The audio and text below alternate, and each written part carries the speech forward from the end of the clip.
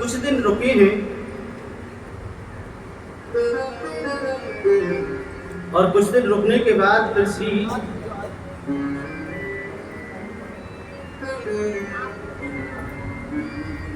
अर्जुन को अपने साथ में लिया है और द्वारिका की यात्रा की। देखो 3 ही बार अर्जुन भगवान के साथ द्वारिका गए। पहले भगवान के साथ, दूसरी भगवान की आज्ञा से उनकी बहन का हरण करने, और तीसरा भगवान को मांगने जब महाभारत युद्ध होना था।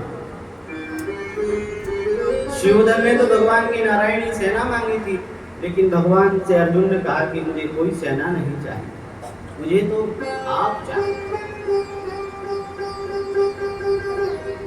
आपकी कृपा प्रसाद मुझे मिलती रहे, बस इससे ज्यादा मैं कुछ और नहीं चाहता। तो 3 बार भगवान के साथ अर्जुन द्वारिका गए, उनकी कृपा प्रसाद से। आज जब भगवान जाने के लिए आतुर हुए तो अर्जुन को साथ में लिया है और भगवान द्वारिका गए हैं। इतने में ही श्री सौनक ऋषियों ने सूत जी से प्रश्न कर दिया कि यह बताओ राजा परीक्षित का क्या हुआ, जो मात्र गर्भ में था, जिसकी भगवान ने रक्षा की थी। तो सूत जी को अब ध्यान आया कि अरे हम तो राजा परीक्षित की जन्म की कथा सुना रहे। तो कहा देखो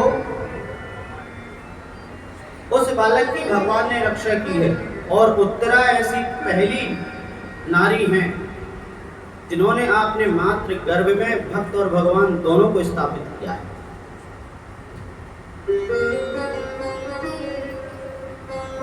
और दोनों को एक साथ बालक बनाया है। उत्तरा के गर्भ में भगवान प्रवेश किए थे, जबकि शास्त्रों में ऐसा कहा गया है मात्र गर्भ में इतना कष्ट है, इतना नरकों में नहीं है। आप विचार कर लीजिए, जब कपिल भगवान मां देवहूति को बताते हैं कि मां जब जीव को बुद्धि मिलती है 6वें महीने में, तो 6, 7, 8 दिन 3 महीने जीव इतना कष्ट पाता है। क्यों? क्योंकि यहाँ तो बड़ा शुद्ध और पवित्र बनता है, लेकिन वहाँ निष्ठा के कुंड में पड़ा रहता है। मलमूत्र के वह कीड़े उसे नोच नोच कर खाते। विचार कीजिए कितनी घृणा हो रही है। तो इसीलिए महापुरुष कहते हैं कि यह जब तन आपको प्राप्त हुआ है तो आप भगवान से यही प्रार्थना करो कि दोबारा हमें जन्म न लेना हो। तो कहा उसकी रक्षा भगवान ने की थी, इसलिए वह रक्षित था। और श्री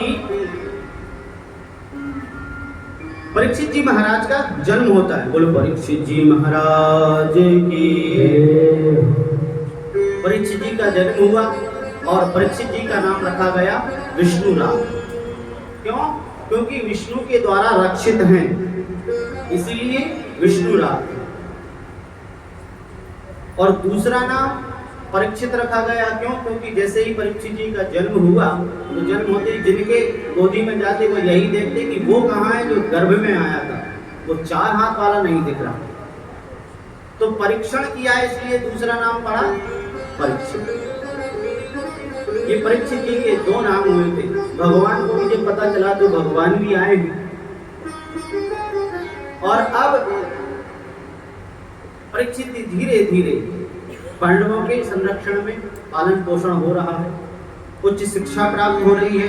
समय समय पर धर्मराज उन्हें शिक्षा देते थे।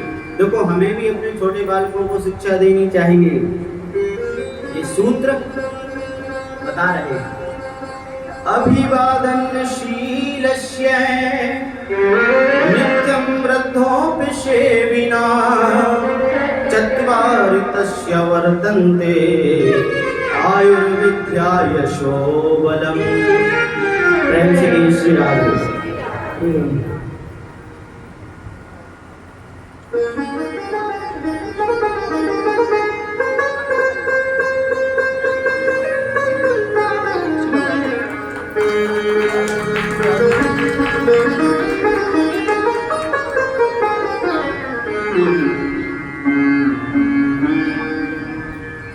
हमारे मध्य में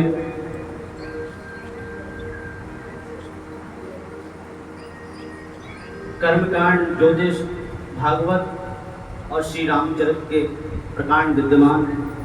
आप नाम से तो सब भली भांति परिचित ही है। मैं क्या परिचय दूं। ज्ञान में आयु में सभी में वृद्ध हैं और बड़े ही सरल स्वभाव के। 24 तारीख से शायद अभी आपकी राम कथा भी है, तो आप सबको राम कथा का भी आनंद प्राप्त हो। कथा स्थल आपको